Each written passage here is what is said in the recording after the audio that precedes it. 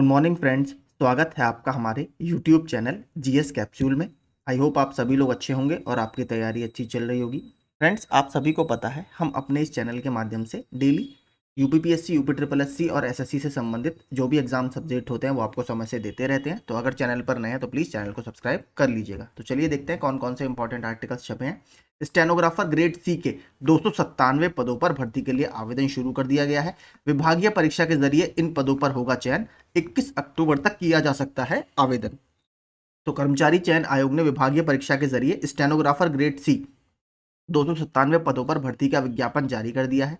इसी के साथ ही एसएससी की वेबसाइट पर आवेदन शुरू हो गया है। 21 अक्टूबर तक आवेदन किया जा सकता है। इसकी परीक्षा फरवरी मार्च 2024 में कराई जा सकती है। तो केंद्रीय सचिवालय, रेलवे बोर्ड, भारतीय सेना, चुनाव आयोग और विदेश सेवा में पिछले 3 वर्षों से स्टेनोग्राफर ग्रेड डी से सी के पदों पर पदोन्नति के लिए परीक्षा नहीं हुई थी, इसीलिए रिक्त पदों की संख्या बढ़ गई। तो इसमें टोटल 297 आपके पद है। विभागीय परीक्षा डिपार्टमेंटल एग्जाम के द्वारा ये कराए जाएंगे। दोनों सदनों में भर्ती फर्जीवाड़े की सीबीआई जांच शुरू। तो ये विधान परिषद भर्ती मामला जो चल रहा है, सीबीआई की जांच इसमें हो रही है। दस्तावेज जुटाने के बाद चयनित अभ्यर्थियों का दर्ज होगा बयान। विधानसभा व परिषद सचिवालय भर्ती फर्जीवाड़े की सीबीआई जांच शुरू हो गई है। इलाहाबाद हाईकोर्ट की लखनऊ बेंच के आदेश पर सीबीआई लखनऊ की एंटी करप्शन ब्रांच ने इसकी प्रारंभिक जांच यानी प्रिलिमिनरी इंक्वायरी, जिसको बोला जाता है पीई, दर्ज कर ली है। भर्तियों के दस्तावेज जुटाने के बाद चयनित अभ्यर्थियों से पूछताछ की तैयारी है।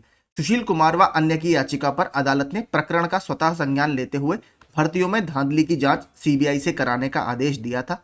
अदालत ने सीबीआई को आदेश मिलने के 6 हफ्ते बाद अपनी जांच रिपोर्ट दाखिल करने के लिए कहा है। तो यानी 1.5 महीने बाद आपकी रिपोर्ट इसमें सबमिट होगी। याचिका में 2020 में विधान परिषद में हुई भर्तियों में गड़बड़ी का आरोप लगाया गया था। हालांकि अदालत ने दोनों सदनों में हुई भर्तियों की जांच का आदेश दिया है।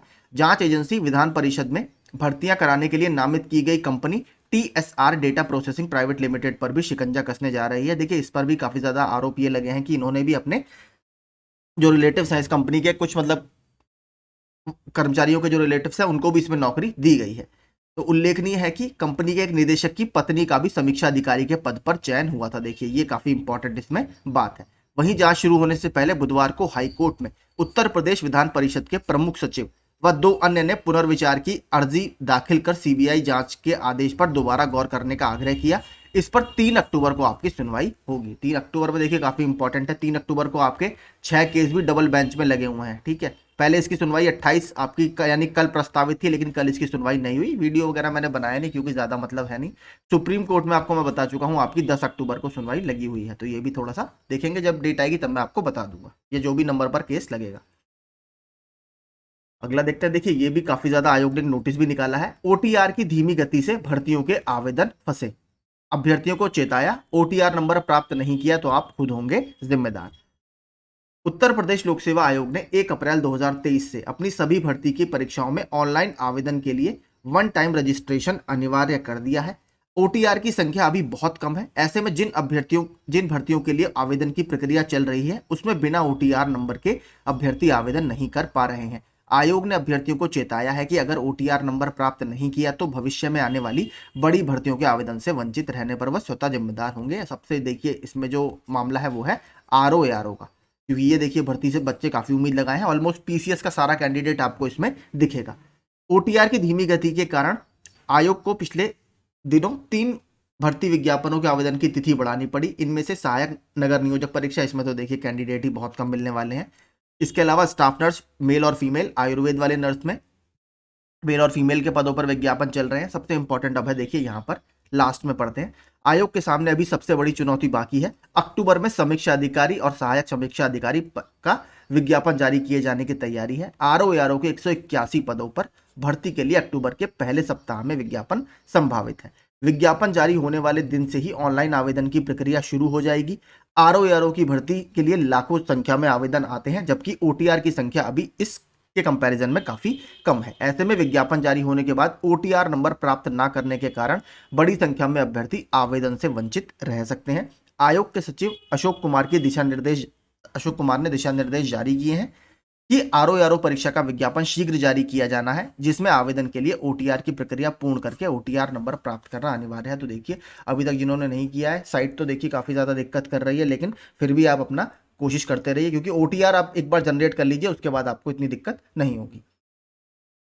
शिक्षा मित्रों को 2 महीने से मानदेय नहीं, जल्द करें भुगतान। तो उत्तर प्रदेश बीटीसी शिक्षक संघ ने बैठक कर उठाई मांग। तो इनको काफी समय से देखिए वेतन 2 महीने से पिछले नहीं दिया जा रहा है, और बहुत ज्यादा वेतन भी इनको नहीं मिलता। तो इन लोगों ने कहा है कि इनको समय से इनका वेतन का भुगतान किया जाए। ये देखिए कल आपका जीएस पेपर 3 और जीएस पेपर 4 था, पीसीएस मेंस का। जीएस पेपर 3 मैंने अपने टेलीग्राम ग्रुप में डाल दिया है, 4 जैसे ही मेरे पास आएगा वो भी मैं आपको दिखा दूंगा। तो जीएस पेपर 4 में देखिए इस तरीके के प्रश्न काफी आते हैं। क्या भगवत गीता लोक सेवकों की नैतिक मार्गदर्शिका हो सकती है? तो बहुत सारे श्लोक होते हैं, एग्जाम्पल के रूप में आप वो डाल सकते हैं। ठीक है, तो उस तरीके से पूरे प्रश्न आपके एथिक्स वाला पेपर होगा जीएस पेपर 4।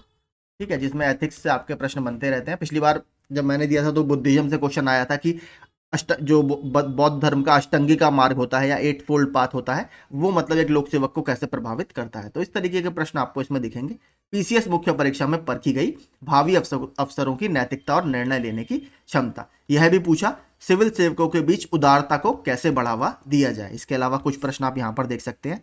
किन्हीं 2 महत्वपूर्ण गुणों की विवेचना कीजिए जिन्हें आप लोक सेवक के लिए महत्वपूर्ण मानते हैं, और तर्कसंगत व्याख्या कीजिए। तो बहुत सारे देखिए ऑब्जेक्टिविटी होता है, ठीक है, कि आपके पास जो काम आपको दिया गया है वो ऑब्जेक्टिव हो, मतलब आप बिल्कुल क्लियर हो अपने गोल में। इसके अलावा इंटीग्रिटी होता है, यानी ईमानदारी, ऑनेस्टी होनी चाहिए। ये सब आप इसमें लिख सकते हैं। सुशासन और प्रशासन के लिए संवेगात्मक बुद्धि की भूमिका की व्याख्या कीजिए। नैतिक शासन व्यवस्था से आप क्या समझते हैं? लोक सेवक के द्वारा कर्तव्य निर्वहन ना करना एक प्रकार का भ्रष्टाचार है, क्या आप इस कथन से सहमत हैं? तो इस तरीके के प्रश्न देखिए आपके इसमें बनते हैं। आज अंतिम और असली परीक्षा। तो देखिए क्योंकि ऑप्शनल आपका हटा दिया गया है, पीसीएस 2023 की मुख्य परीक्षा के आखिरी दिन शुक्रवार को सामान्य अध्ययन के 5वें और 6ठे प्रश्न पत्र की परीक्षा अभ्यर्थियों के लिए नई चुनौती होगी, क्योंकि पहली बार यूपी स्पेशल के पेपर इसमें जोड़े गए हैं। ये एक ट्रेंड सेट करेगा कि आगे जो बच्चे तैयारी कर रहे हैं वो किस लाइन में अपनी तैयारी शुरू करें, क्योंकि पहली बार जो पेपर होता है देखिए हमेशा टफ होता है, किसी को नहीं पता होता किस तरीके के प्रश्न इसमें बनेंगे। सिलेबस लगभग लगभग पूरा सेम ही था, जो यूपी स्पेशल का था उसको इन्होंने 2 पेपर्स में बांट दिया, लेकिन फिर भी तैयारी तो देखिए करनी होती है, नया पेपर हमेशा टफ होता है। तो आज शाम को देखते हैं इसमें कैसे कैसे प्रश्न आते हैं। एक तो दिन में ही आ जाएगा और एक शाम को आएगा आपका, तो मैं अपने चैनल पर डाल दूंगा, वहां से आप इसको देख सकते हैं। पीसीएस 2023 की मुख्य परीक्षा में इस बार वैकल्पिक विषयों को परीक्षा से बाहर कर दिया गया है। इनकी जगह उत्तर प्रदेश विशेष सामान्य अध्ययन के 2 नए प्रश्न पत्र शामिल किए गए हैं, जिनकी परीक्षा आपकी शुक्रवार को होगी। तो देखिए इसका फायदा स्टेट के अभ्यर्थियों को काफी मिलता है, क्योंकि बाहर के कैंडिडेट बहुत ज्यादा अगर स्टेट का नहीं भी पढ़ते तो भी वो आराम से एग्जाम को क्रैक कर जाते हैं। तो ये हमारे लिए उत्तर प्रदेश के अभ्यर्थियों के लिए काफी एक अच्छा आयोग ने निर्णय लिया था। तो देखते हैं इसमें अब कैसा पेपर आता है। मैं दिन में 12:30-1 बजे तक पेपर आ जाता है वो, तो मैं आपको वो अपने चैनल पर डाल दूंगा, वहां से आप इसको डाउनलोड कर सकते हैं। तो यही देखिए आज के सारे इंपॉर्टेंट अपडेट्स थे। अगर आपको अपडेट्स पसंद आते हो तो प्लीज़ चैनल को सब्सक्राइब जरूर कीजिएगा। Thank you so much.